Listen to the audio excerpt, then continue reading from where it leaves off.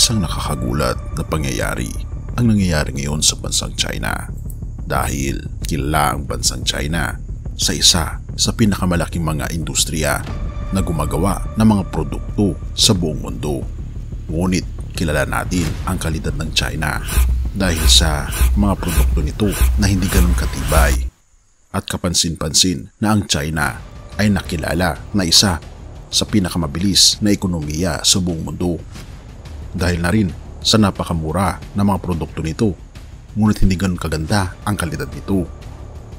Ngunit napakarami pa rin ang tumatangkilik sa mga produkto ng China dahil ngayon ipinapakita ng China na sila ay hindi lamang nag-i-imitate kundi sila rin ay gumagawa ng mga orihinal at pumapantay na rin ang kanilang mga gawa sa ibang mga bansa na katulad na rin ng Japan.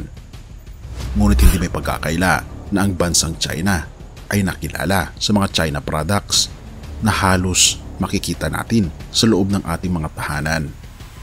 At pag sinabing made in China, alam mo na this, na ito ay madaling masira. At ang nakakamangha mga kaibigan, maging sa kanilang bansa, ang mga gusali at mga patayong mga building ay unti-unti nang gumuguho ngayong taon na sobrang ikinagugulat ng gobyerno ng China dahil ang daming mga nasasayang na mga proyekto katulad na lamang ng mga pagguho ng tulay, pagguho ng mga building at iba pang mga infrastruktura na ang iba ay kumikitil ng mga buhay. Atin itong pag-usapan mga kaibigan. Kaya nga pala mga kaibigan, kung nais nyo mag-donate sa ating channel ay hinihikayat kita na sumali sa ating membership club na kung saan mabe-benefit ka sa mga private chats, badges, gayon din makakatanggap ka ng ating free ebook na Steps to Christ. Ito ang isa sa mga pinakasikat na anti-stress na libro sa buong mundo ngayon. Salamat kaibigan sa inyong pagsuporta sa pag-join sa ating membership. At balik tayo sa ating topiko. Kilala ang China bilang isang lugar na kung saan napupuno ito ng napakayaman na kultura. Isa muna dito ang napakayaman na history na kung saan kilala ang China bilang isa sa mga pinakamatibay at pinakamakulay sa kultura kung ito ay hahambing natin sa ibang mga kultura sa buong mundo. Dahil kilala ang China sa isa sa mga pinakamalaking Buddhist country sa buong mundo. Hindi lamang ito, napakaraming mga relihiyon sa China na katulad na lamang ng Taoism, Confucianism at napakarami pang iba. At mapapansin natin, ang China ay isang komunistang country na kung saan ang kanilang supreme leader ay kinikilala na rin bilang Diyos. At ang mga Kristiyano mga kaibigan sa bansang China ay bibihira lamang. Ibig sabihin, kukunti lamang ang naniniwala sa totoong Diyos. At isa na rin ito sa mga rason kung bakit ganito na lamang ang nangyayari sa bansang China. At nakilala rin ang China sa buong mundo dahil na rin sa paggawa ng isang klase ng gatas na napaikot sa buong mundo na nagkaroon ng epekto sa mga bata na sila ay nagkaroon ng mga kidney stones. Kaya naman sa pagkakataong ito, dito nagsimula ang pangyayari na kung saan ang mga produkto ng China ay hindi ligtas gamitin.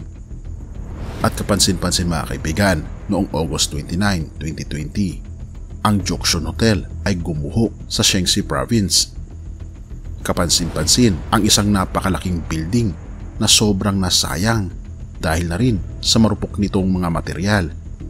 Ayon sa report, napakatagal ng pagre-rescue sa mga tao na naapektuhan sa pagguho ng building na ito. Umabot sila ng madaling araw para makita ang mga casualties at mga na-injury sa building na ito. Nakita na 57 na mga katao ang nadurog dahil sa pagguho ng building na ito. 9 ang nasawi at napakarami ang nasugatan. Isa lamang ito sa mga proyekto ng China na unti-unting nagiging problema, hindi lamang sa gobyerno ng China, kundi damay na rin pati ang mga mamamayan sa China. Ngunit meron tayong isang matatag na pundasyon mga kaibigan. Isaiah 33 verse 6. At siya ang magiging katatagan ng iyong mga panahon, kalakasan ng kaligtasan, karunungan at kaalaman.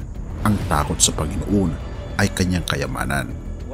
Totoo mga kaibigan na ang lahat ng mga bagay, gaano man ito katibay, ay darating ang oras ng kanyang pagbuho. dahil ang ating mundo mismo ay guguho sa huling mga kapanahunan. Ngunit mayroon lamang isang katatagan sa lahat ng panahon at ito ang ating Panginoong Diyos. Siya lamang ang matatag sa lahat. Kaya naman sa lahat ng ating kalakasan, karunungan at kaalaman, atin itong ikapit sa ating Panginoong Diyos dahil siya lamang ang totoong pundasyon at ang ating tunay na kayamanan. Purihin ang ating Panginoong Diyos at salamat kaibigan sa iyong panonood. Tayo manalangin. Ama naming banal, makapangyarihan naming Diyos, tunay ang Panginoon na wala nang matibay sa mundong ito. Maging ang aming mundo ay guguho sa huling kapanahunan. Ngunit kami po Panginoon ay matatag na nananampalataya na kayo po ang aming tunay na pundasyon, ang pundasyon ng aming mga kahinaan, ang pundasyon na mananatili magpakailanpaman. Tulungan kami Panginoon na sa aming karupukan kami ay kumapit sa inyo at tulungan kami na maging matatag sa aming pananampalataya sa inyo. Purihin ka o aming Panginoong Diyos at patawarin po kami sa lahat ng aming pagkukulang at pagkakasala sa matamis na pangalan ng aming Panginoong Hesus. Amen.